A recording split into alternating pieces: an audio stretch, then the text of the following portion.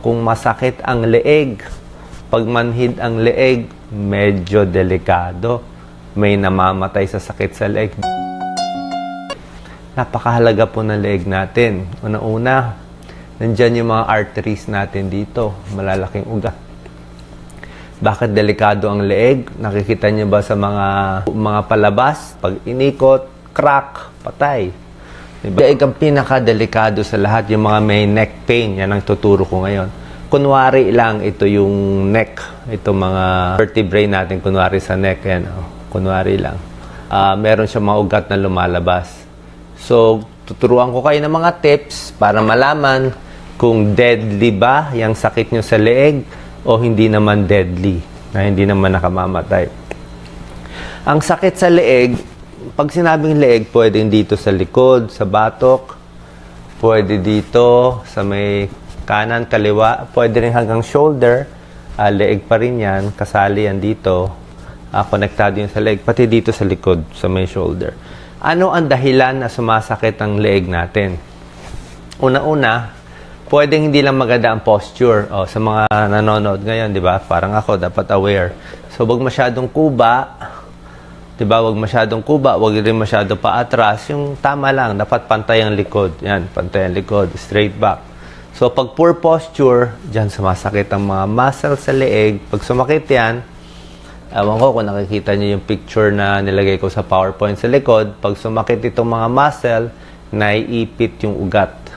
Pag naipit yung ugat sa leeg, yan ang delikado. So, poor posture, na i-strain yung neck natin. Bakit tumitigas ang neck muscles natin? Mabigat ang ulo natin eh. Ulo natin, mga 20 pounds, mabigat eh. Hindi nadala niya yung ulo. So, kailangan maayos ang posture. Pangalawa, sobrang galit. Sobrang inis. Pag sobra kang inis, nag-grind ka, galit ng galit ka, hindi mo alam, tumitigas ang kamay, yung panga mo, baka natutulog ka, ginagrind mo yung ipin mo, galit na galit ka, titigas siyang dito. Kaya yung mga taong stressful ang trabaho mo, talagang tumitigas yan, yung lagi na sa computer. So, paano gagawin nyo? Lakad-lakad. Diba? Lalakad-lakad, galaw-galawin mo para mabawasan yung sakit at manhid. Kahit manhid, hindi rin magandang sintomas siya. So, poor posture, muscle strain. Pangatlo, pwede rin dahil sa arthritis. Pag nagkakaedad, magkakaroon na tinatawag ng mga bone spurs. Ibig sabihin, merong mga buto-buto na maliliit na tumutubo dito sa may neck natin, kaya hindi na maganda yung paggalaw. Pag pumunta nga kayo, ito nga kinakatakot ko dahil, pag pumunta kayo sa matahimik na kwarto, punta kayo sa kwarto, tahimik ng tahimik, walang ingay, sarado nyo yung pintuan, ikot nyo yung neck nyo. Ikot nyo. Malamang makakarinig kayo ng crack, crack, crack, crack. May tumutunog yan. May mga crepitus yan eh. Pwedeng arthritis, pwedeng old age, pero babantayan natin yan. So yun, magkaroon ng osteoarthritis dahil sa pag-edad o baka meron kayong mga ginagawa sa neck. Ito yung delikado, yung pang-apat, yung nerve compression.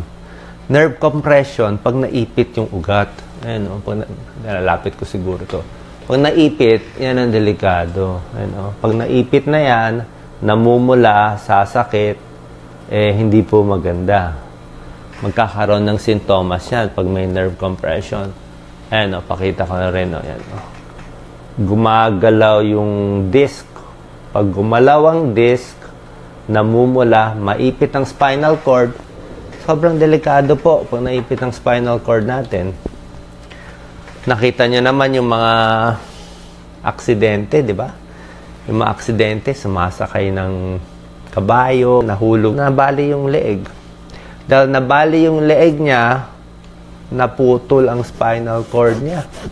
Pag naputol ang brain to the spinal cord, paralyzed ka na habang buhay. Paralisa na ang kamay, paa, hindi makaihi, walang control sa pagdumi, ganun mangyayari. Kaya delikado ang leg.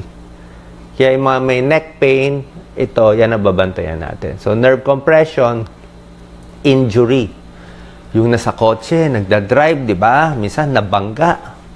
Marami yan eh. Marami. Siguro sa Pilipinas, ang dami nang babangga eh. Pag nabangga, whiplash, gaganon yung ulo. Pok. Delikado po yun. Pag nag-whiplash, napupunit.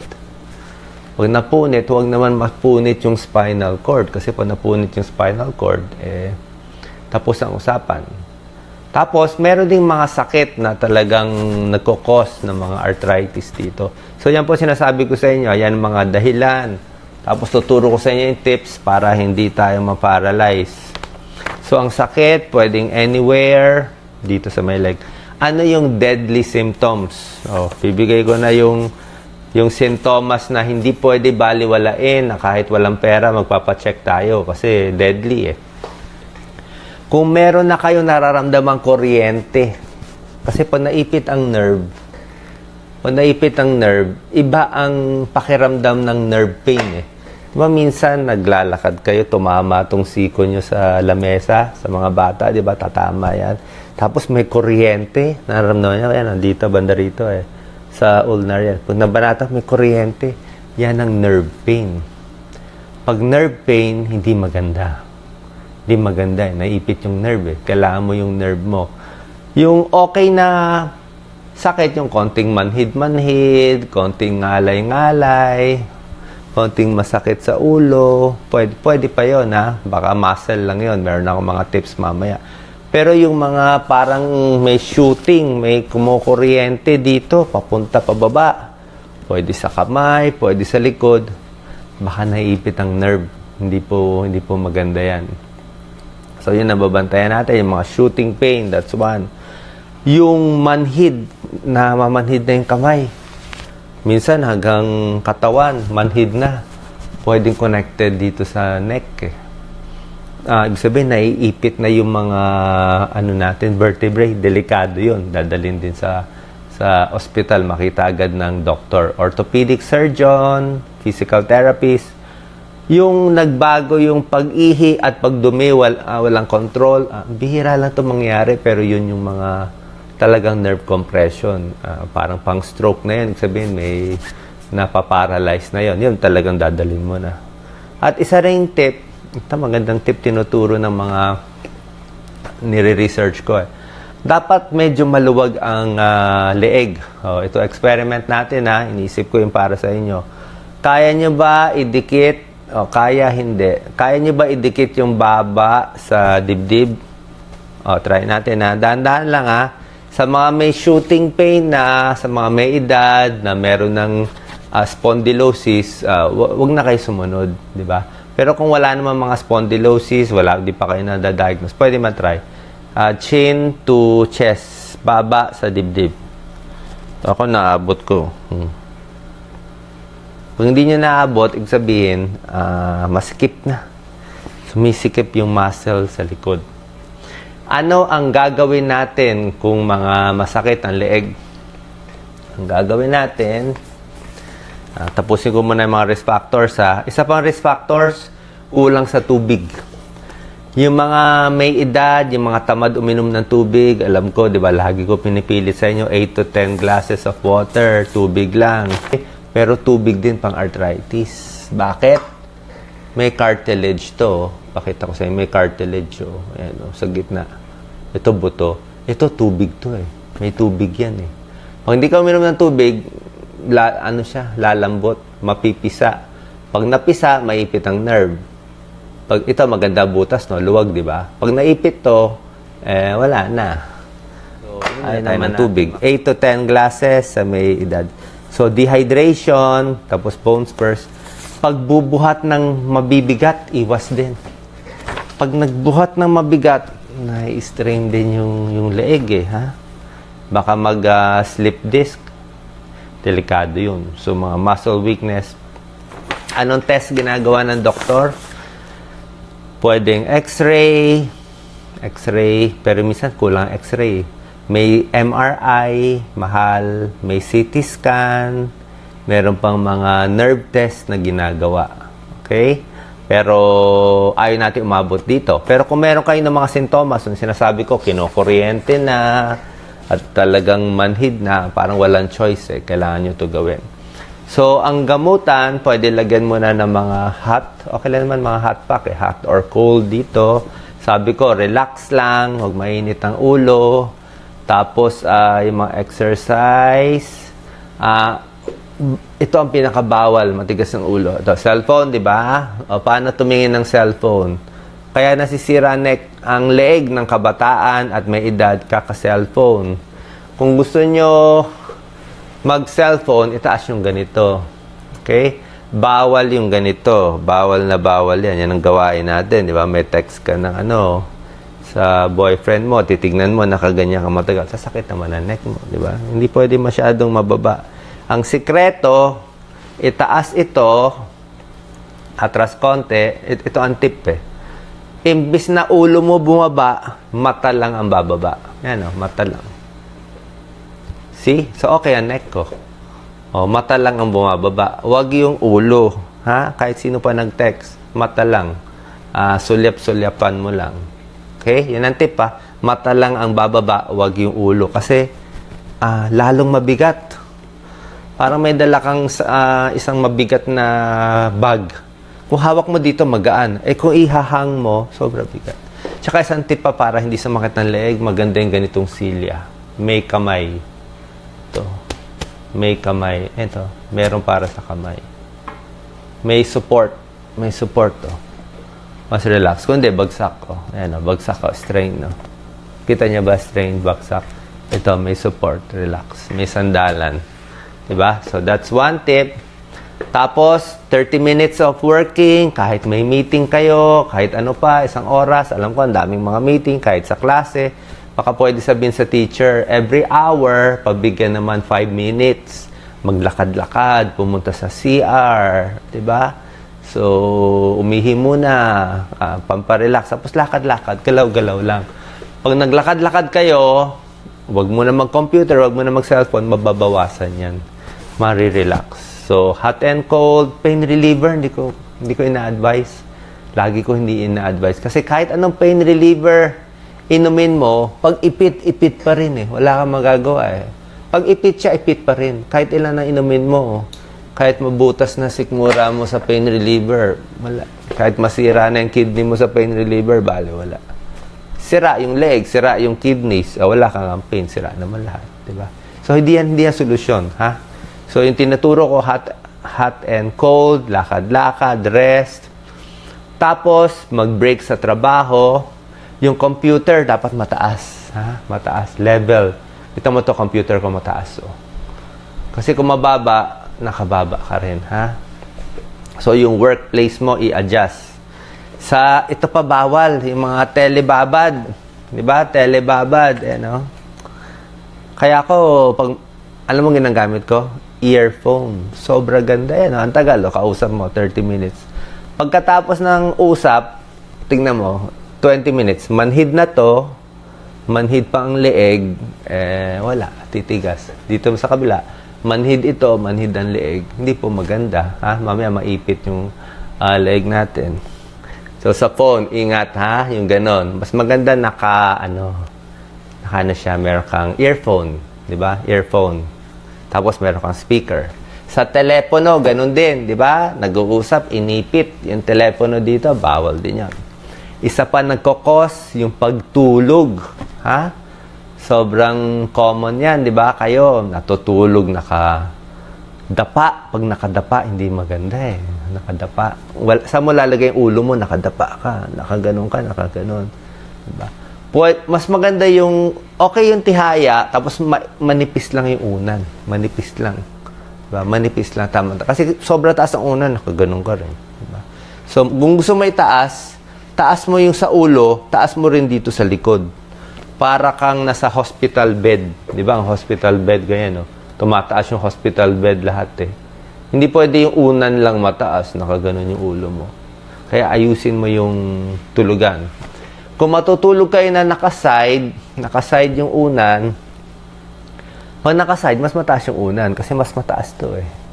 Para dapat pantay lang tong ulo mo pag nakaside ka. Pwede ka nakaside pero dapat tama-tama, hindi nakaganon. Kundi ma-stiff neck ka rin. Pag nag-stiff neck, titigas to na titigas. Pag tumigas ang muscle dito, ano mangyayari? Ito.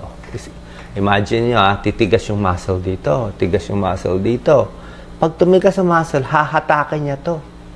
magdidikit to. Ito, didikit dito. Pag nawala na ng space, paralyzed na naman tayo. Yeah. Meron na ako pasyente, ganun din. Yung pasyente ko, galit na galit sa mister niya kasi yung mister niya, babaero. So, babaero yung mister niya, lagi niya nahuli. Tigas siya ng tigas. Ang tigas ng neck niya, yung neck vertebrae niya, nagdikit-dikit na. Nawala yung spasyo. Nawala yung space, kawawa. Dahil sa tigas ng muscle, sa galit niya, kino-collapse niya yung sarili niyang leeg. So, wag sirain ang sariling leg. So, sa phone, sa pagtulog, at ngayon, tuturo ko sa inyo yung mga exercises. Merong mga nagmamassage na magaling pero bihirang-bihira kayo makakita ng ganito. Meron tao talaga magaling mag-massage sa neck Pero hindi ko ma-recommend sa inyo kasi una-una, may danger kung hindi marunong. Ang bawal galawin sa neck, ito, sa harap Pwede nyo kapain yung carotid. Turuan ko na lang kayo. Nakapain nyo na ba carotid? Isang kamay lang Isang kamay lang at dahan-dahan lang Swabe. Dito sa harap. Sabay tayo. Konti lang wag malakas. Tsaka isang kamay lang, bawal dalawa. Dalawa is choking ito. Konti lang. Pulso. Pulso. Naramdaman nyo ba? Tama, di ba? Hawakan nyo. Pumupulso yan. Yan ang pinakamagandang pulso sa buong katawan. Ang pulso dito, ibig sabihin, buhay ka, may dugo sa ulo. Kaya kung may pasyente nag-collapse, mga CPR, yung iba pinupulsohan dito, yung iba pinupulsohan sa paa. Ako, hindi ako nagpupulso dito. Cardiologist ako, alam ko yung pinakamahalagang pulso. Isa lang ito. Pag may pulso ka dito, buhay. Pag walang pulso dito, patay. So ito lang ang bawal galawin. Itong pulso dito, yung carotid dito, tsaka pababa. Huwag niyo papagalaw yan. Kasi pag naipit nyo isa o dalawa, mawawalan ng blood supply, magko-collapse Okay? Pero, ang matigas sa atin, hindi yung sa harap Ang matigas itong sa side to. Sa kakonti. Show and tell. Ang matigas ito Ito. Tsaka dito ang matigas. Kabilaan yan Tigas yan dito. Kaya dito yung galit na galit Yung galit na galit pag igaganon mo. Galit na galit siya Tapos ang matigas dito sa likod. Tapos hanggang batok. So, yun lang ang nire-release sa side at dito sa likod. Ano pa yung mga bawal? Tumingala. Yan ang turo ng mga orthopedic surgeon. Pwedeng pababa. Pwedeng pa-right. Turo ko sa inyo. Pag titingin sa right, kasama to. Stretching yan stretching. Pag right, 90 degrees lang po. 90. Huwag lalampas. 90. Huwag mo paabutin doon. Ganyan lang. Pag pinaabot mo kasi lampas 90, baka matwist yung vertebral. Bukod sa carotid artery, meron tayong vertebral artery dito sa may likod din Nakatago siya sa gitna Pag tinwist mo masyado, may na-stroke din. Pero pag hindi mo naman gagawin to, titigas naman yung ulo mo. So, tama lang. Tama lang. Ayan, kaliwa. Sabay po tayo, kaliwa. Pwede push. Konti lang, konti lang. Tapos, kanan. Masarap yan. Lagi kong ginagawa yan. Dahan-dahan lang. Sa mga walang sintomas na iipit ang nerves. Tapos, ang bawal nga, sobrang. Tapos, isa pang bawal, yung tingala. Pwedeng tingala konti. Huwag yung tingalang-tingala. Alam ko yung iba, alam ko sa yoga, meron tingalang-tingala. Ang problema kasi pag sobrang tingala, naiipit ang vertebral artery. Delikado yan. May na-stroke yan. May nangyayari. Kaya kung merong magmamassage, dapat sa marunong na marunong lang. Hindi ko ma-recommend, pero meron akong makilala mga myotherapist magaling Ito pinaparelease ko. Dito lang, tsaka dito konti. Pero dito sa likod, okay naman Pwede nyo i-massage, pa-massage. Dito sa may batok, pwede yan. Check nyo rin pala blood pressure nyo. Diba? Common sense. Check ang blood pressure. Kadalasan naman normal ang BP. Pag normal ang BP, masakit dito, muscle pain,